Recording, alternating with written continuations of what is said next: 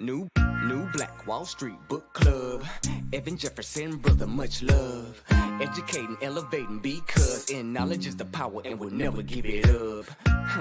Literature that's for the masses. Where to put your money down, now how to watch your assets. Yeah, uplifting others is a passion. My brother Evan, he will turn it into action. New Black Wall Street Book Club. You should come read with us. Yeah, we comprehend and discuss. If we all just come together, there's no limit for us.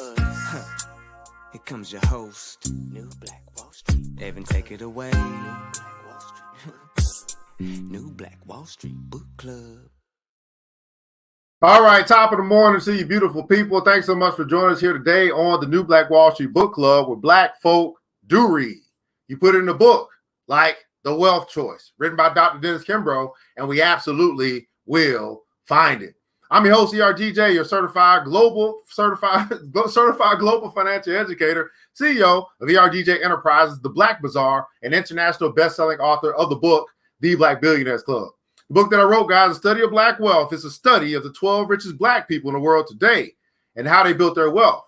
And I just truly believe that if you want to be wealthy, that's a big if, by the way. But if you do, I recommend that you study wealthy people.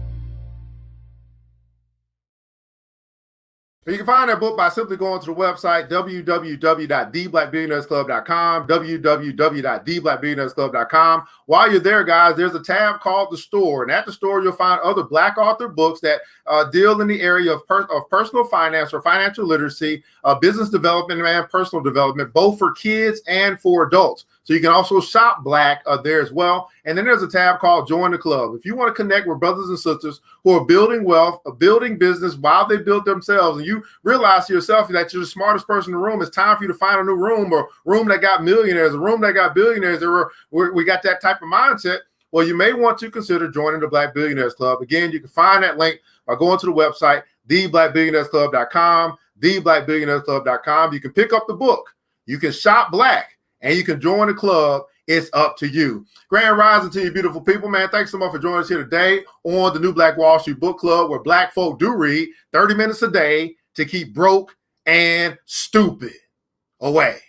30 minutes a day to keep broke and stupid away. Go ahead and hit the like button and share button if you care. Like button and share button if you care. Also tag somebody if over on Instagram, or share it to your story or something like that. Facebook and YouTube, y'all can do the same. Y'all know, do everything y'all do. Hit the hearts, all that stuff. Just start clicking stuff. Just start making stuff happen. Let's time for some action. Also let us know where you're connecting from. Right? What city, what state, what country, what city, what state, what country. We're broadcasting across the World Wide Web, understanding that worldwide means global. I'm a certified global financial educator, and you could be connecting with us from anywhere. I'm in our virtual studios here in Decatur, Georgia, where it's greater. And we love to know just how far our reach is this morning. How many brothers and sisters got up this morning and said, you know what? We're going to use our time to fill our mind so that later we can use our mind to fill our wallet. Let me say that again for the people in the back. We're going to use our time to fill our mind so that later we can use our mind to fill our wallet. What city, what state, what country? Go ahead and rep your city in the comments below. Love to shout out with you here this morning. Good morning to you, Ms. Goodrich. Thanks so much for joining us out of Boston, Massachusetts in the house. Grand rising to you, man. Cyrus Buchanan, that's right. Let's eat. Let's eat this goodness that Dr. Dennis Kimbro has for us this morning. Absolutely, man. Queen Almano has joined us over in Hollywood, Florida is in the house. Grand rising to you. Thanks so much for joining us here today on the New Black Wall Street Book Club. Miss Latia Taylor, my roundaway girl in Philadelphia. Grand rising to you. Thanks so much for joining us here today. Mr. Keith, Mr. Empar, one of my star students down in Riverdale, Georgia. Grand rising to you, brother. Thanks so much for joining us here today. Lando Lupe is in the house out of Baltimore, Maryland is in the house. Thanks so much for joining us here today on the New Black Wall Street Book Club. Miss Charlene Bond over here at Instagram. Grand rising to you, queen, out of Knoxville, Tennessee, has joined us here today. Miss I am Latin. Okay, I got you out of Akron, Ohio, over at Instagram as well. Thanks so much for joining us here today on the New Black Wall Street Book Club. We're going to continue our journey, guys, into the wealth choice. Everybody put in the comments below, I choose wealth. It is a choice, right?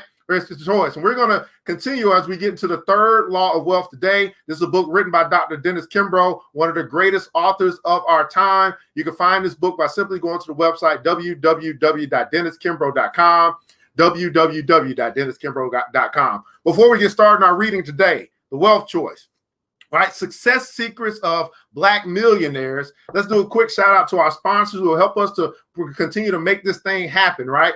You do need a little capital sometimes to keep things going so that you can provide value to the people where they don't have to pay. So at any rate, we do have Blackberry Charisma. Thanks so much for your contribution here to help us make this thing real over at www.blackberrycharisma.com. For the Hustler books, this is a book that you pick this book up. It's a business book. You also get a free consultation with the brother, help you start your business, get going with your business, incorporate your business, all the good stuff. You can find this at hustlerbooks.com, hustlerbooks.com. Big Sis Media, all the things that you see, the music and the visuals, all the digital stuff that you see. If you need to upgrade what you got going on, make sure you hit up Big Sis Media at bigsismediagroup.com. And of course, the Black Bazaar. That's right, Afrocentric marketplace that has Afrocentric home decor, personal care products, and also Black art inspired gifts. You can find it at theblackbazaar.com, theblackbazaar.com. The Wealth Choice by Dr. Dennis Kimbro. The Wealth Choice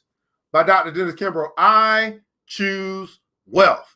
Now, let's do a quick little review on the first two laws of wealth. The first law was simply says this, that wealth begins in the mind and it ends in the purse. Wealth begins in the mind and it ends in the purse. The second law of wealth simply says this, to decide now that you will not be poor. Decide now. So the first law says, hey, man, it begins in the mind, so I must begin to fill my mind with wealthy things, right? My eyes, my ears, what I read, what I perceive, I start to feed on wealth, and then I got wealth in my mind. The second law says I got to make a decision. I just simply have to decide. And I can decide now that I will not be poor. Well, let's continue our journey here into this wonderful book, The Wealth Choice, written by Dr. Dennis Kimbro, with our third law of wealth. And we are in part 5. We will finish this chapter by Friday. So I'm super excited. Now, the third law, this chapter is simply stated or is titled, Believe in yourself when no one else will. Everybody put in comments, so I believe in myself. Believe in yourself when no one else will. Believe in yourself when no one else will. Let's pick up where we were yesterday. Yesterday, we went through these 4 principles that Michelle Hoskins, we talked about her yesterday, that she implemented as she made the leap from fear and worry and despondency in life to a place. She went from poverty to prosperity. She implemented these 4 principles, and I'll read those again for you. The first one was giving back. The second one was to let the Spirit move you. The third one was leaving a legacy. She had legacy on her mind. And the fourth one was simply this. She had faith. And this chapter has been all about faith. So I'm wondering what this third law is going to be. At some point, we'll get to it. But let's continue along in our journey. We're going to start with the true nature of wealth. The true nature of wealth. Now, open your wallet and take a good long look at the currency inside. Regardless of the amount, as you gaze into each compartment, try to see these shapes, forms, and objects for what it really is. A collection of green strips of paper and metallic coins of various sizes. Ask yourself whether this is the true definition of money. Reading your monthly bank statement might suggest that money is nothing more than a succession of random numbers printed on a letterhead of a leading institution. But how is it truly defined? As oversimplified as this may sound, money is the best indication of who you really are. No one states this concept more aptly than the pioneering psychologist William James. In its purest sense, a man's self is the sum total of all that he can call his, not only his body, but his home, his land, his bank account, his wife and children, and his psychic powers as well. If they wax and prosper, he feels triumphant. If they dwindle and die away, he feels cast down. Abraham Maslow, founder of the third form psychology, believed there's a tendency in our lives for self-actualization. Maslow referred to self-actualization as the clamoring of capacities to be used, a relentless of self-development, accomplishment, and esteem. Your full potential emerges not just when you develop skills, but when you first unlock the door to the internal resources of the mind, waiting to be tapped. Everybody put in console, unlock the door. Let me repeat that again. Your full potential emerges not just when you develop skills, but when you first unlock the door to the internal resources of the mind, waiting to be tapped. Unlocking that door simply comes by altering your pattern of thought. Be ye transformed by the renewing of your mind. That's what I just said to me. Be ye transformed by the renewing of your mind. Maxwell Maltz, the renowned plastic surgeon, underscored Maslow's point. He theorized that imagination plays a far more crucial role in life than one is led to believe. According to Maltz, creative imagination is not something reserved for the poets and the philosophers and the inventors. It enters into every act. Imagination sets the goal picture that our automatic mechanism works on. We act or fail to act, not because of will, as is commonly believed, but because of imagination. Everybody put in the console imagination. Let me read that again.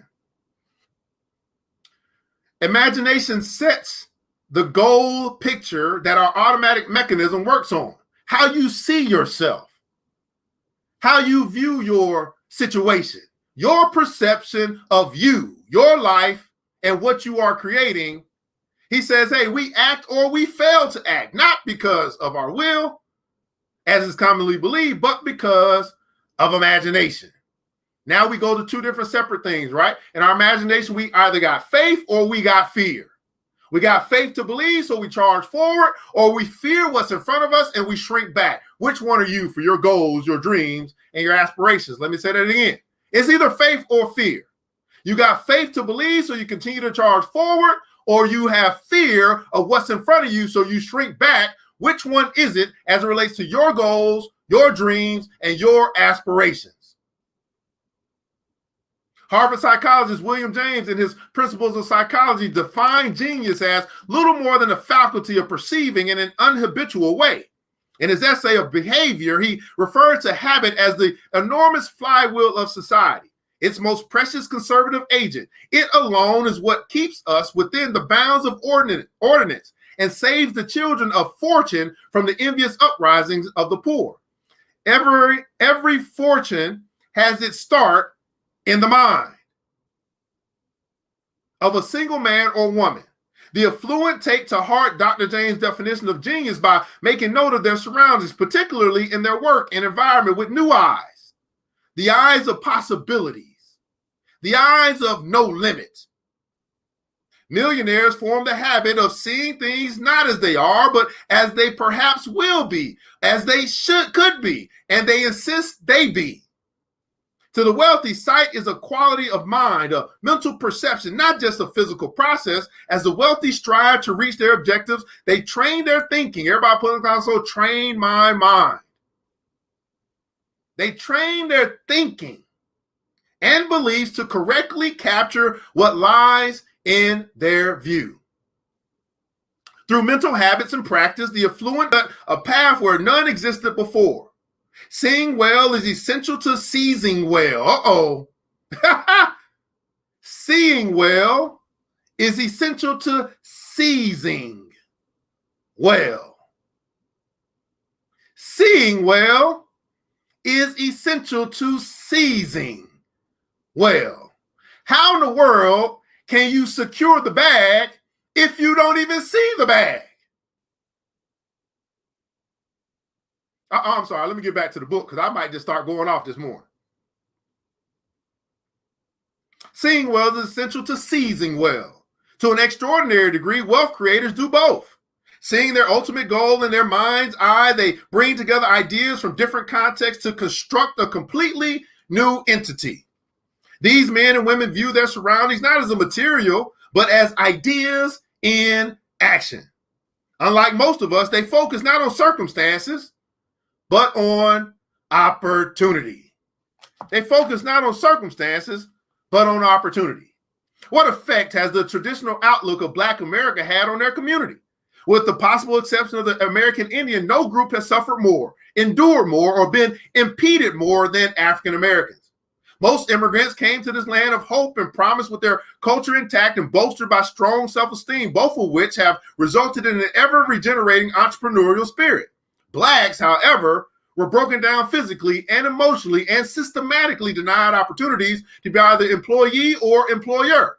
Since the dawn of American history, at the hand of the government and private enterprise alike, African Americans have been forced to run faster and dig deeper just to enjoy the most basic of human necessities.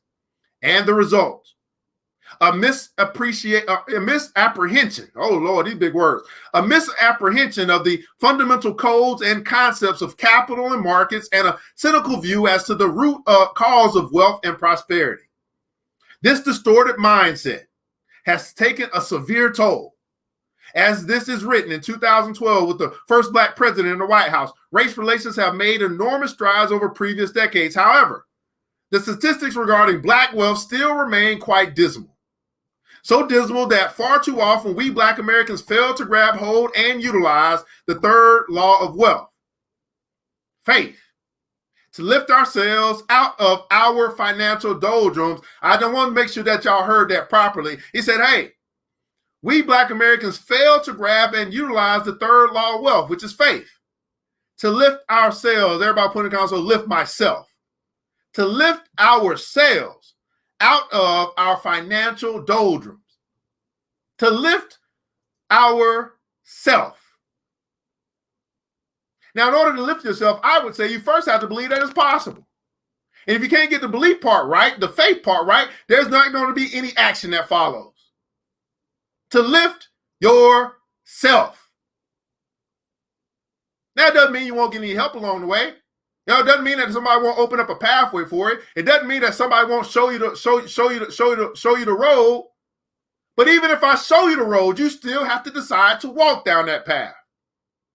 Lift myself. It is doubtful that any other law has proved to be the turning point in more lives.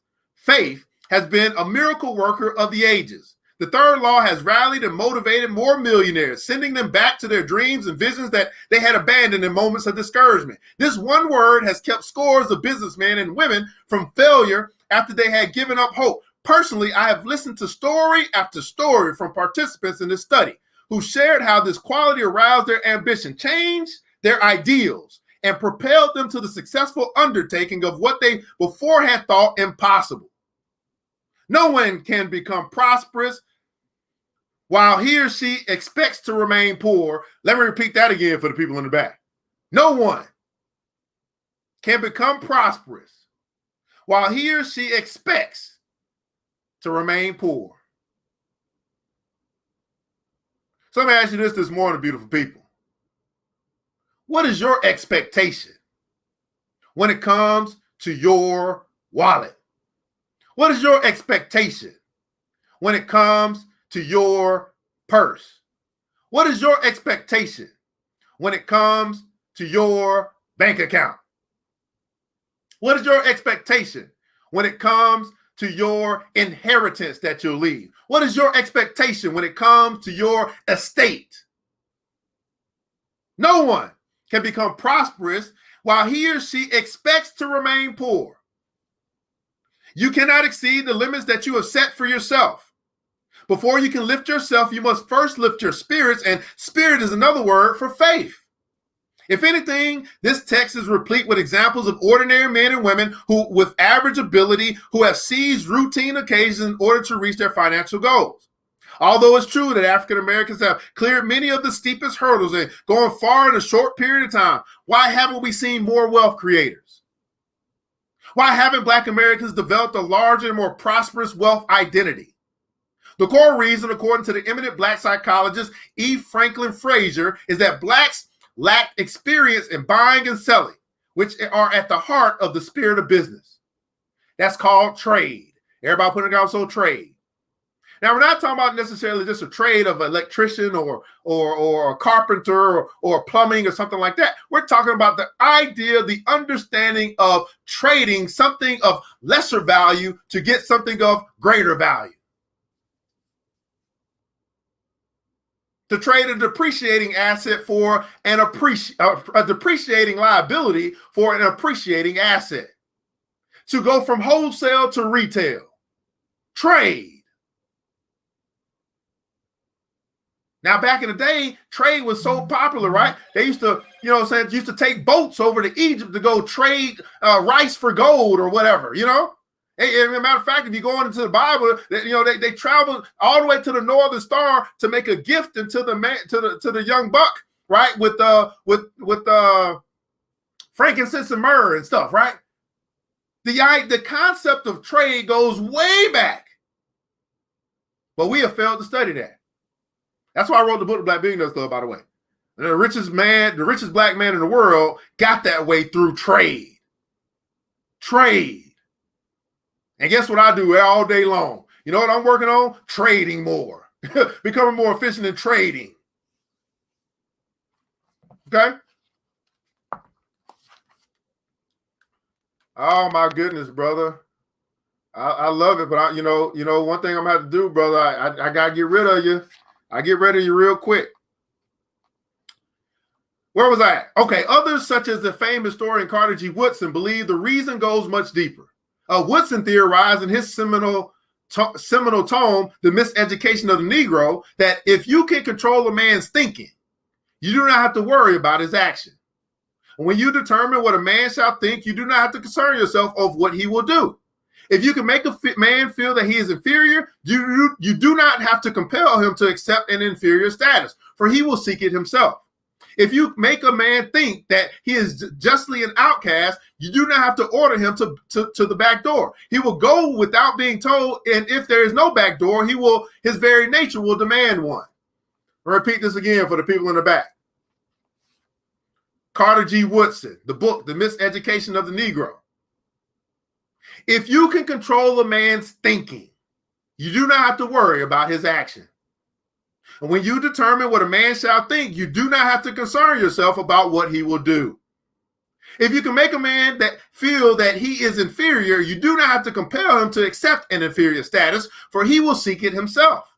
If you make a man think that he is justly an outcast, you do not have to order him to the back door. He will go without being told, and if there is no back door, his very nature will demand one. This attitude warned economist Walter Williams on the editorial pages of the Philadelphia Inquirer, droned on year after year, not only undercuts youthful initiative, but affects the mindset of those teetering on the brink of giving up all hope and of cutting a huge slice of the American economic pie. But Black America is currently living in the middle of a revolution. One that is as earth-shaking as change as was the Industrial Revolution. One that is in which humans shifted from horse-drawn carriage to supersonic travel. Miss Yvette, do not respond to, oh yeah, Wale, oh Paifa, right? That's not what we're here for, okay? If I could block them, I would. Gotta be wise. Be ye wise, all right? If I could block them, I would. All right, I'm sorry. So we are in the middle of a revolution. Now, I believe we are in the middle of a financial revolution. I have not seen in my lifetime this many brothers and sisters who are waking up at the same time to the opportunity to build wealth. And I don't care what vehicle you are using. I got Sister Jamila Walker over here who is doing her thing in real estate. She helping people get their credit straight and all that stuff. You know what I'm saying? Y'all know I'm up in that stocks and crypto. I'm in my lane. Everybody putting down, so stay in my lane. But I got brothers and sisters over that's tuned in right now. They might be doing they in business and entrepreneurship. We got brothers that are teaching all this whole internet stuff. Chandra McLam, she teaches SEO and all this stuff, how to get your stuff with marketing. We got another sister that I see here that's into that's helping you guys get your life insurance together. I have not seen in my life, of 40 plus years, this many black folk getting serious about building wealth. And I'm telling you, I believe that at this particular time, they getting scared. That was the last hurdle. That was the last piece of slavery that's got to be broken. We went through the physical slavery. We broke that, right? Well, not the last. We got a couple more. And we got financial slavery that's going on right now. They're understanding that you owe no man nothing but love, because when you do owe a man something, you are indebted to him until you can pay it through your future earnings. But there's one last thing after the financial piece, that if we break that, we're going to go on a full spiritual revolution, because a lot of the mental stuff has got to be broken as well. So I'm not going to take that for granted. But I believe we get this financial part, which stresses a lot of us out. We get the financial, you get the money fixed. Oh my goodness, that starts opening up a whole new way of clarity, of belief, of being able to see opportunity. Everywhere you go, every step that I take, oh my God, I'm on the yellow brick road. Every move that I make is on gold. I'm walking on bricks of gold and pearly gates. You understand what I'm saying?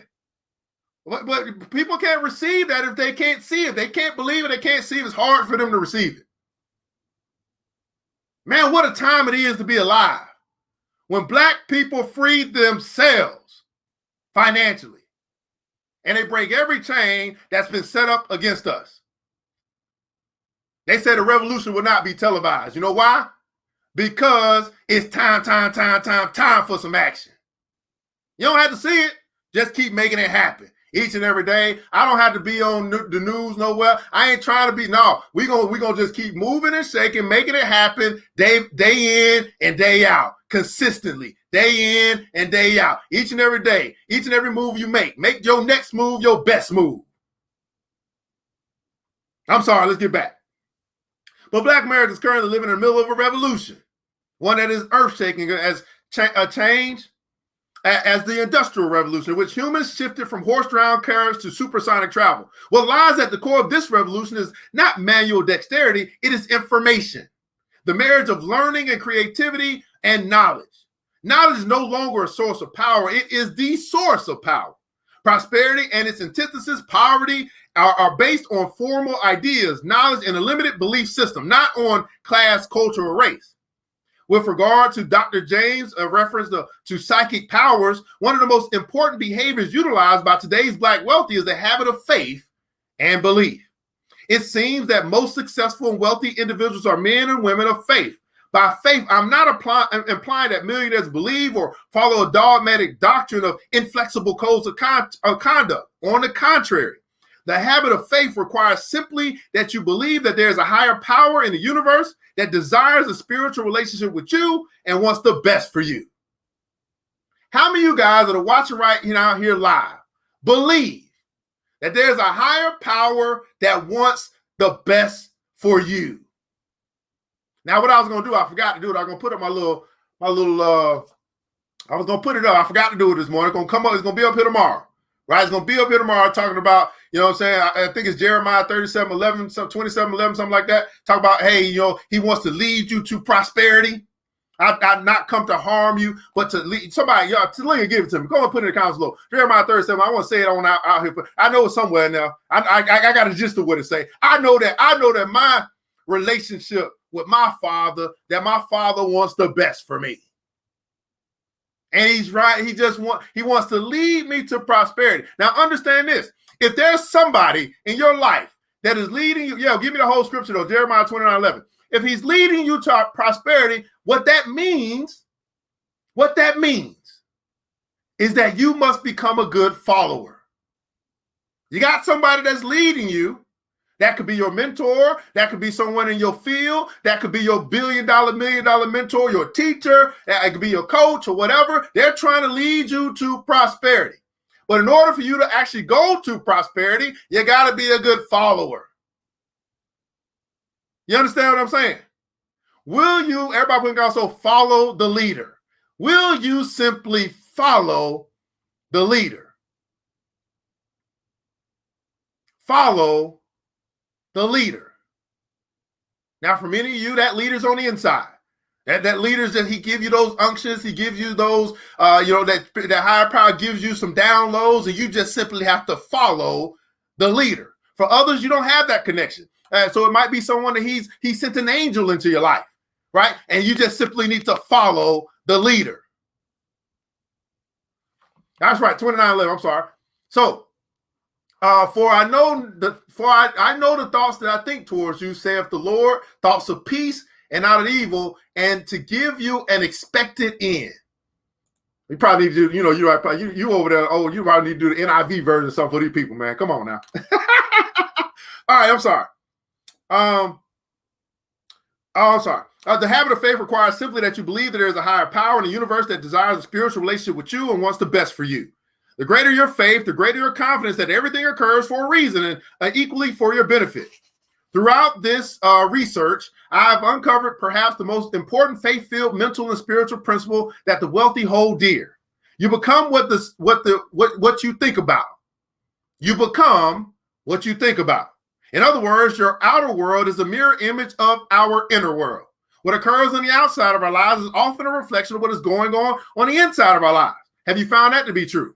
As you've been going through some turmoil on the inside, dealing with this stuff and all this stuff that happened, you're dealing with all this stuff on the inside, you start seeing there's a whole bunch of mess going on the outside. When you find that you're everywhere, you some are everywhere on the inside, you find that your life is some are everywhere on the outside. Have you found that to be true? But when you are crystal clear and focused on the inside, when you remove all the junk and you have a stillness and a calmness about yourself, you realize that everything else on the outside seems to be pretty clear.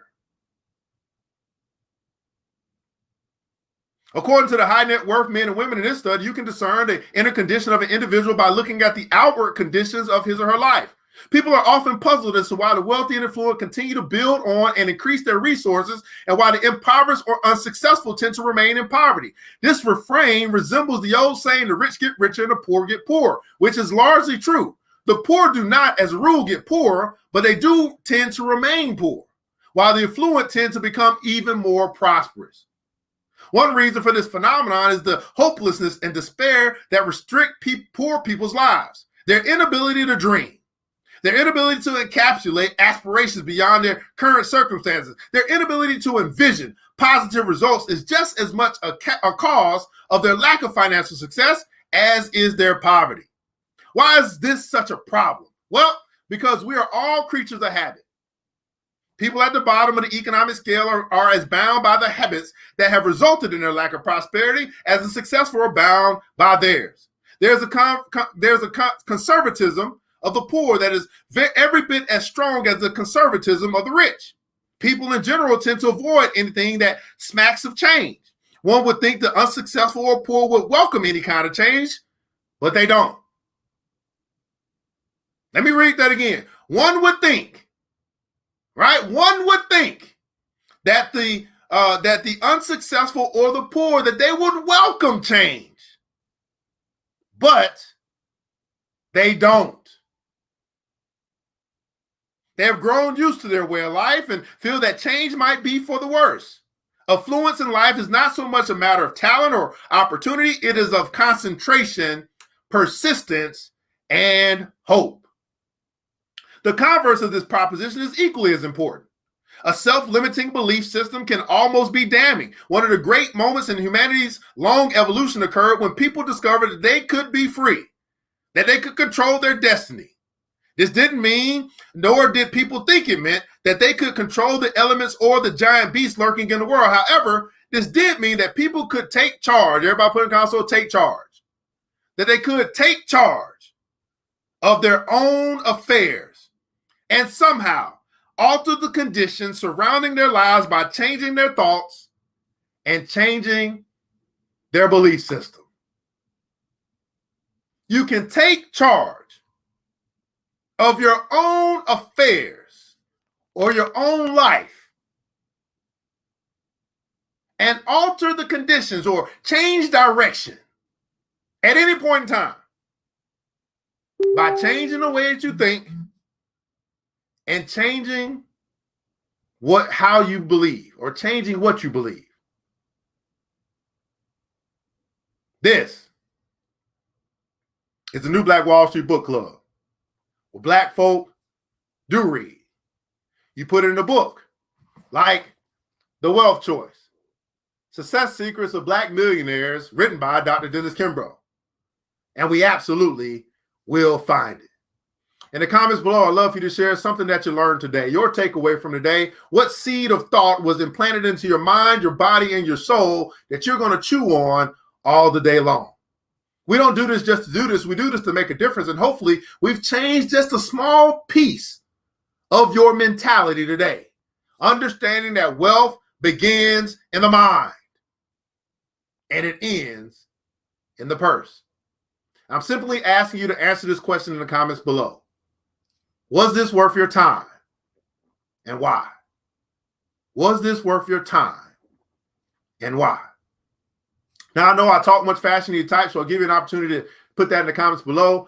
Crystal Hill, that's right, man. For I know the plans I have for you, says the Lord, plans to prosper you and not to harm you, plans to give you hope and a future. While you guys are typing, let us know about the value that you receive here today. I want to do a quick shout out again to our sponsors that have helped make this thing come true on the New Black Wall Street Book Club. Number one, we have the Black Bazaar, Afrocentric home decor, personal care products, also Black art inspired gifts. Understanding that, man, if you once you shop Black, that you'll never go back. Check them out at theblackbazaar.com, theblackbazaar.com. Blackberry Charisma. In case you guys see, I do have the nice little Keep Calm, I'm a Billionaire shirt on. This came from Blackberry Charisma. You go check out some custom stuff. Support a Black sister in business by checking out the website www.blackberrycharisma.com. That's Blackberry Charisma, KHAR, for those that are on Instagram.com.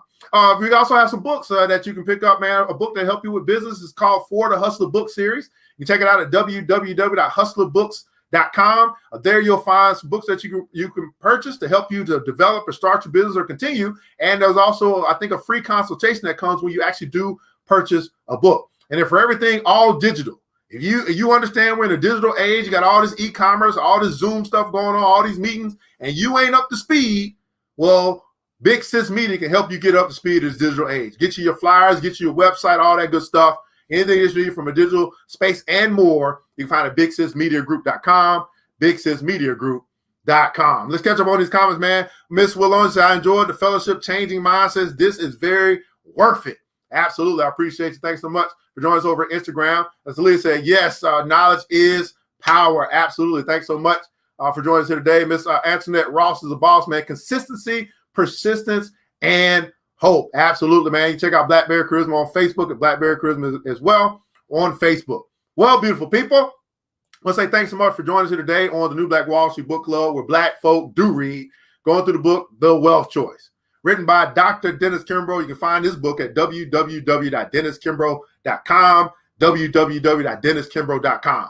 I want you guys to remember this, that it takes a village. It starts with us. Let's build as we climb together. We all we got, beautiful people. Matter of fact, we all we need. And thank God, that's more than enough. Until next episode, you know what time it is. Mr. DJ, hit the music. It's the New Black Wall Street Book Club with your host Evan Jefferson. It's time for us to go. Yeah. Now you ain't gotta leave the computer, but we encourage you to get out there and learn and apply all the things you learn at the New Black Wall Street Book Club.